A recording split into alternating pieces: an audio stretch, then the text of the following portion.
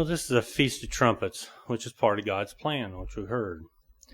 And we've been hearing a lot about plans, and that's going to work perfect in my sermonette. I can remember my first plan. I was probably 4 or 5. We were living out on my grandparents' farm from Iowa. And I was standing in the driveway, kind of bored. And so I had to come up with a plan, something to do, something to entertain myself. Well, while I was there, I got to thinking, I know what I'm going to do. I thought it all out, and I knew it was going to work perfect. I decided that I was going to flag down cars as they drove by.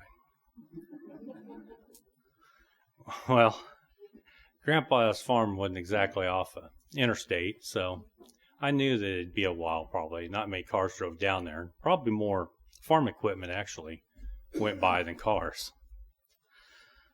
Then I knew that when they drove by and they saw me doing that, they would just smile, honk, and, wave and drive on by. I'm just a little kid. They're not going to be serious. Well, here comes a car. So I'm all excited. I'm going to have something to do today. And here he comes, and I start flagging him down. And he stopped. I thought to myself, you ruined my plan.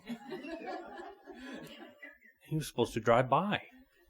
What happened to the honking and the smiling? And he'd rolled the window down, and he goes, "What's the matter? What do you need?"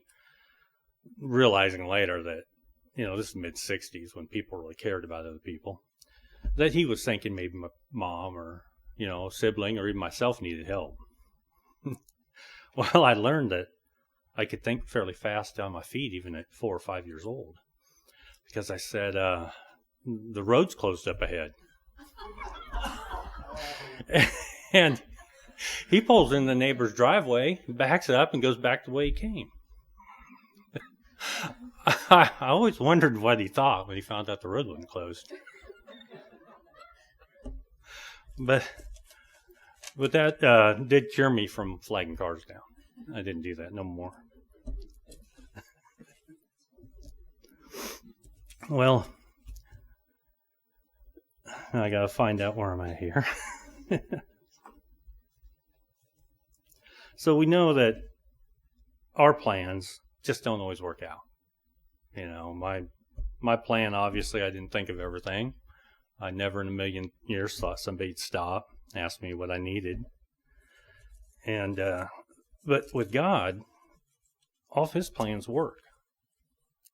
I mean, we could talk about the holy days and what that all means for his plan, but he has other plans. The whole book here is a plan. And he doesn't have to change anything. He's thought of everything. I mean, Adam and Eve didn't change his plans. Nobody has changed his plans. He knows everything that's happened. So let's turn to Daniel, and we'll look at one of them. Daniel 2, verses 14 through 16.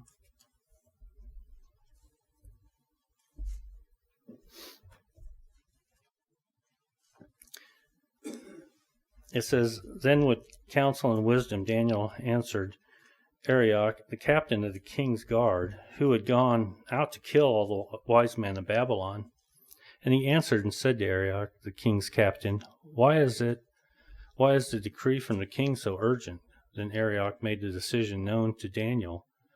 In verse 16, so Daniel went in and asked the king, gave him if he would give him time, that he might tell the king the interpretation. So now if we'll go down to verse 37. Verse 37 is where he's going to give the interpretation. It says, "You, O king, are a king of kings, for the king of heaven has given you a kingdom of power, strength, and glory.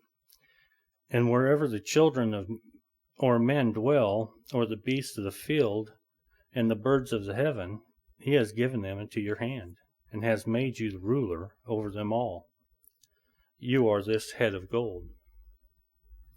But after you shall arise another kingdom, inferior to yours, and another, a third kingdom of bronze, which shall rule over all the earth. In verse 40, and the fourth kingdom shall be as strong as iron, inasmuch as iron breaks in pieces and shatters everything. And like iron that crushes, the kingdom will break in pieces and crush all the others. Whereas you saw the feet and toes partly of potter's clay and partly of iron, the kingdom shall be divided, yet the strength of the iron shall be in it, just as you saw the iron mixed with the ceramic clay.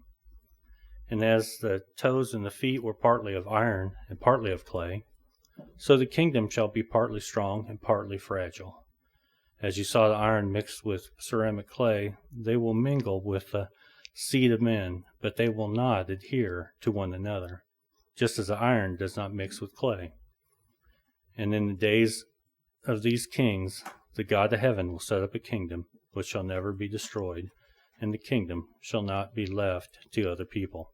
It shall break in pieces and consume all these kingdoms, and it shall stand forever. Which goes to show man just can't come up with the right plans. Well, I pulled this up. I remember seeing it. I pulled it up on UCG, and it just tells what each body part stands for the kingdom.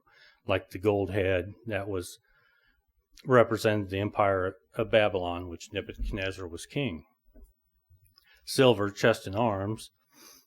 The silver chest and 2 arms signified the empire of the Medes and Persians, which conquered and supplanted Babylon. And then the bronze, belly and thighs, this section represented the Greco-Macedonia empire of Alexander the Great, which swallowed up Persia.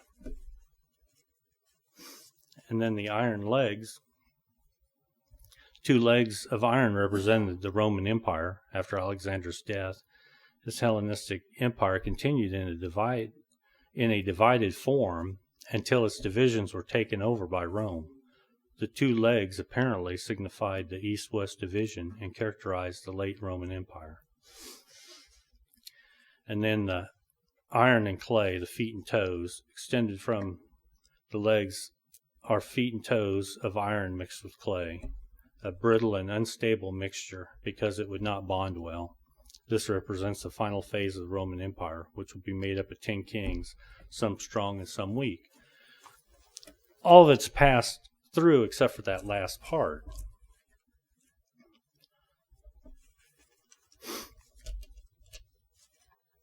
So, as we can see, all those things have come true, and the last part will come true also. So let's look at a couple other scriptures. If you'll turn to Job 5 and verse 12. Job 5 and verse 12.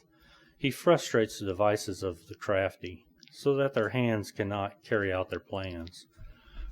So if man is doing something that is not what God has in his plans, he can destroy that and keep it from coming.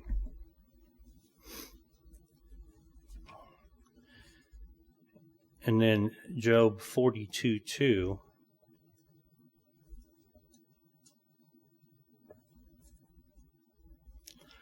Job 42:2, it says, I know that you can do everything, that no purpose of yours can be withheld from you, which you can change purpose to plan. It means the same thing on here. So as we can see, man's plans are always changing, or having to be tweaked or just dropped altogether. We see that in corporations. Maybe the only thing that man's plans are doing is the world's government seem to be ruining everything, and I guess that is their plan. But with man, we're always changing and redoing our plans because we just don't get it right. But God's plans are always perfect, and He will accomplish what He says He will.